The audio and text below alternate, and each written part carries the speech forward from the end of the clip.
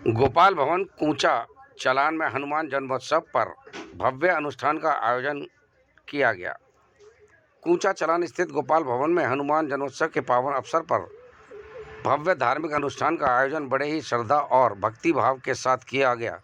इस अवसर पर क्षेत्र के श्रद्धालुओं की भारी भीड़ उपस्थित रही, जिससे पूरा वातावरण भक्तिमय हो उठा। कार्यक्रम की शुरुआत विधिवत पूजा अर्चना के साथ हुई, जिसके पश्चात हनुमान जी का विशेष अभिषेक एवं सुंदरकांड का पाठ का आयोजन किया गया। श्रद्धालुओं ने बढ़ चढ़कर भाग लिया और प्रभु श्री हनुमान जी के चरणों में अपनी आस्था अर्पित की, जिसमें भक्तगण भक्ति रस में सरोवर होकर झूम उठे। कार्यक्रम के अंत में सभी उपस्थित श्रद्धालुओं को प्रसाद वितरण किया गया। आयोजकों ने बताया कि इस प्रकार के धार्मिक आयोजनों से समाज में एकता, भाईचारा और सकारात्मक ऊर्जा का संचार होता है। उन्होंने सभी श्रद्धालुओं का आभार व्यक्त करते हुए भविष्य में भी ऐसे किराना कमेटी से प्रधान गंगा आयोजन का संकल्प किया। इस अवसर पर क्षेत्र के गणमान्य व्यक्ति व बड़ी संख्या में श्रद्धालु उपस्थित रहे। मंदिर प्रांगण में भंडारे का भी आयोजन किया गया। देखो, हमारे इष्ट देव है हनुमान जी। बाकी हम तो एक शब्द और भी कहना चाहता हूँ, हमको इस देवता को पूजा पाठ से मनाना चाहिए, घर बैठ के नहीं मनाना चाहिए।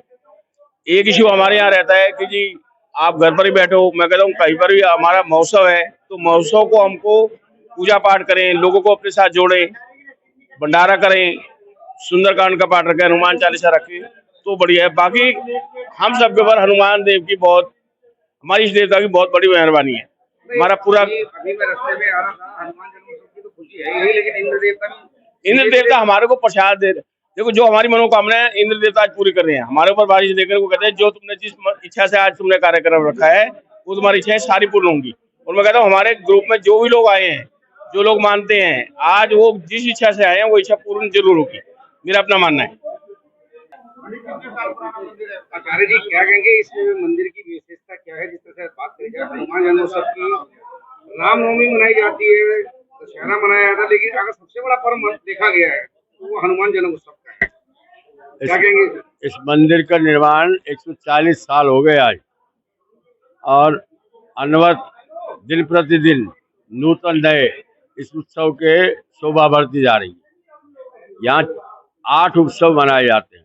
भगवान श्री कृष्ण का जन्मोत्सव, हनुमान जी का जन्मोत्सव, अन्नकूट महाराज का जन्मोत्सव, शरद पूर्णिमा की महारात्रि में पूजा, और इसके अलावा गणेश उत्सव, मकर संक्रांति तथा नवरात्र में और अक्षय तृतीया के दिन।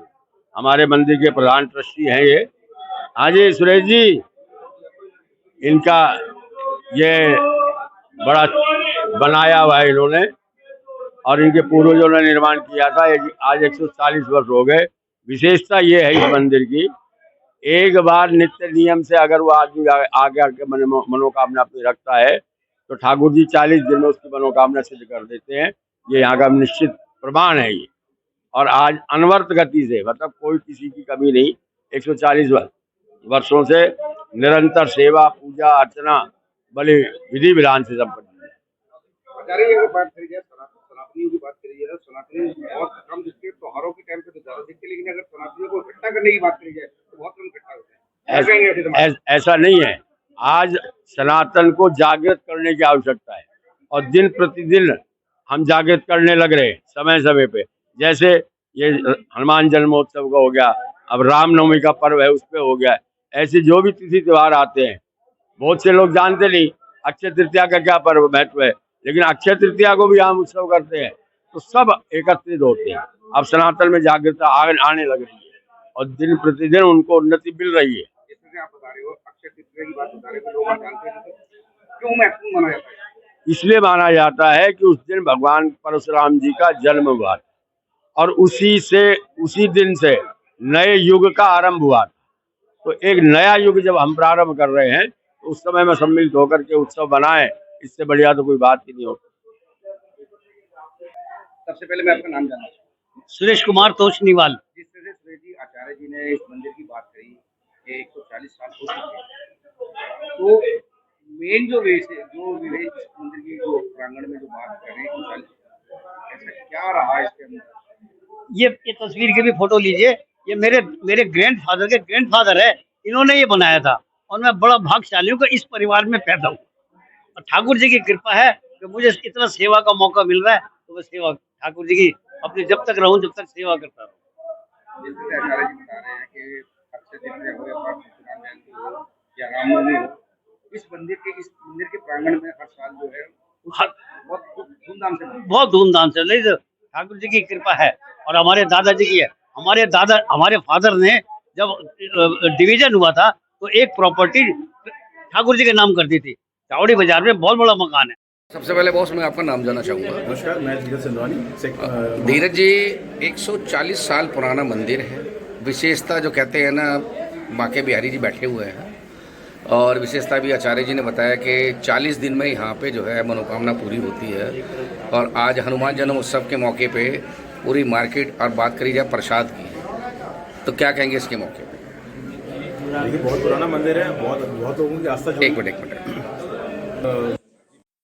बहुत पुराना मंदिर है, बहुत प्राचीन मंदिर है, बहुत लोगों की आस्था जुड़ी हुई है।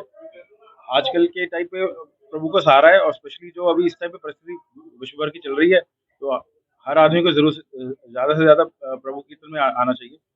मैं सभी लोगों को धन्यवाद दूंगा कि उन्होंने हनुमान जन्मोत्सव पे ये भंडारा रखा और ये धार्मिक कार्यक्रम रखा।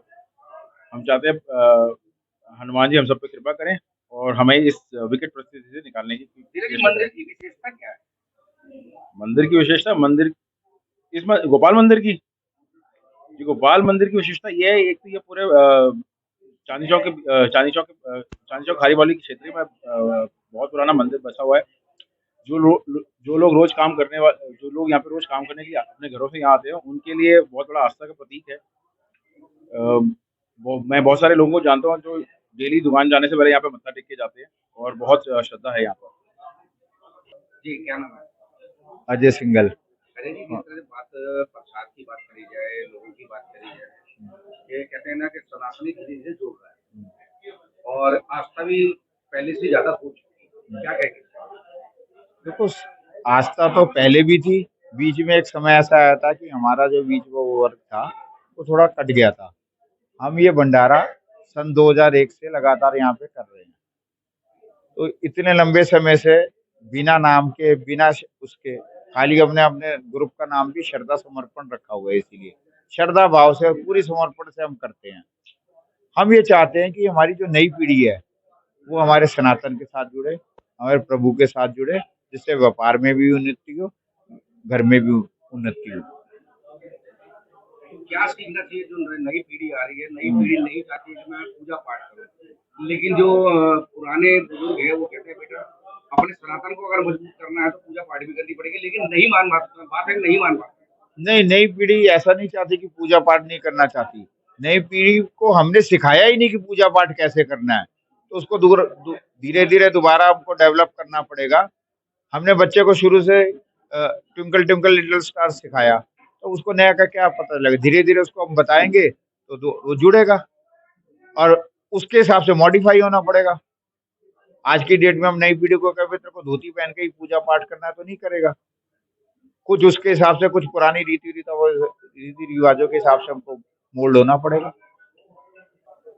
प्रदीप जी, विशेषता क्या है ठाकुर जी की जो सुनने में आया है कि 40 दिन में यहाँ पे जो भी मत्था टेकता है उसकी मुराद पूरी हो जाती है, क्या कहेंगे? वैसे भी इस मंदिर का ना अपना एक इतिहास है और पहले तो सारा शहर इस बाउंड्री के अंदर ही था, तो जो लोग यहाँ के रहने वाले हैं आज वो छोड़ के कहीं भी चले गए हिंदुस्तान के अंदर, वो वापस मत्था टेकने यहीं आते हैं। तो कुछ इस समय हम खड़े हुए हैं कूचा चालान गोपाल भवन में। अगर बात करी जाए 140 साल पुराना ये मंदिर है। विशेषता यह है कि जो भी यहाँ पर मन्नत मांगने आता है तो 40 दिन के अंदर जो भी ठाकुर जी की पूजा करता है उसकी मनोकामना पूरी हो जाती है। यहाँ के ट्रस्टियों ने भी मुझे बताया कि ये जो मंदिर जो दिया मेरे फादर के जो ग्रैंडफादर हैं उन्होंने इसको दान में दिया। मुझे नहीं पता कि मुझे किस तरह से सेवा करनी है, जो भी दिया है मेरे बड़े बुजुर्गों ने दिया है। आज जैसे भी मैं कर सकता हूँ। दान की बात आती है, हर साल जो है अक्षय तृतीया हो, हनुमान जन्मोत्सव हो या रामनवमी हो, बड़े इस मंदिर के अंदर